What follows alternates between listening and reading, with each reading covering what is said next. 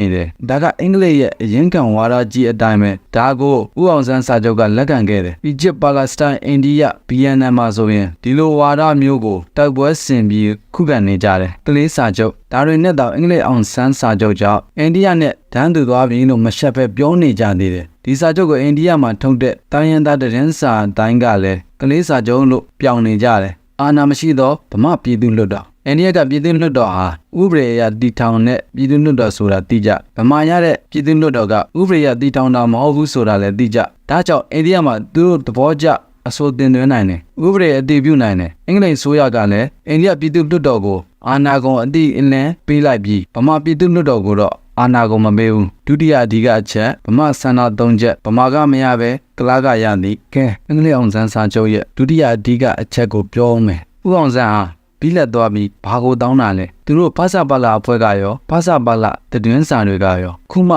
သူတို့တောင်းတဲ့ချက်တွေကိုမေ့အောင်အမျိုးမျိုးလုံးနေကြပေမဲ့ဗမာတွေရောကဘာကရောမမေ့ကြဘူးနော်ဘာတွေတောင်းတယ်လဲနံပါတ်1ဗမာလွတ်လပ်ရေးကိုတစ်နှစ်အတွင်းကန့်သက်ပေးဖို့နံပါတ်2တမ်းပြုပြည်ပြုလွတ်တော်ကိုဗမာသားဖြစ်ပြီးအာဏာပိုင်ဖြစ်ဖို့နံပါတ်3အာဏာပိုင်ဆိုရတလအတွင်းဖြစ်ဖို့အဲ့ဒီ3ချက်ပဲဒါတို့ကိုခုတော့သူတို့တင်းစာအားလုံးကဖုံးထားကြတယ်ဒါပေမဲ့ဗမာတွေမမေ့ကြဘူးသွားခဏီတုန်းကလည်းပြီးလက်သွားမယ်ဒါတွေတောင်းမယ်မရရင်ချမယ်ချရင်နိုင်မယ်အစ်စ်ပြင်ထားကြဘာဖြစ်မှမသိဘူးတပိတ်တွေမှုန်ထားနေကြဆိုပြီးတော့ဗမာတမျိုးသားလုံးကိုရိုက်ပြီးခိုင်းသွားတယ်မဟုတ်လားဟိုရောက်တော့ဗမာစန္ဒ3ချက်ကိုတောင်းတဲ့လားကျုပ်ကမမင်းနဲ့ဦးအောင်ဆန်းကုန်မေးရခဲ့သလားကျုပ်ကမမင်းနဲ့စာချုပ်ကိုကြည့်ကြတောင်းမတောင်းသိခြင်းရင်သူတို့နဲ့တူတူပါသွားတဲ့တခင်ဘာစိန်တို့တည်တယ်မရခဲ့ဘူးဆိုတာကတော့စာချုပ်ကိုကြည့်လို့သိရတယ်အဲ့ဒီလိုဗမာလူလားချက်မရတဲ့စာချုပ်ကိုဘောတူလက်မှတ်ရေးထိုးခဲ့ရုံသာမကသေးဦးအောင်ဆန်းကဗမာတို့ကိုအတင်းလက်ခံခိုင်းနေတယ်မျက်စိမဲ့ပြီးလက်ခံကြပါတဲ့ဂျုံကြပါတဲ့အခုတော့ဗမာတွေမရခဲ့တဲ့အချက်3ချက်စလုံးကိုအိန္ဒိယလက်ထဲ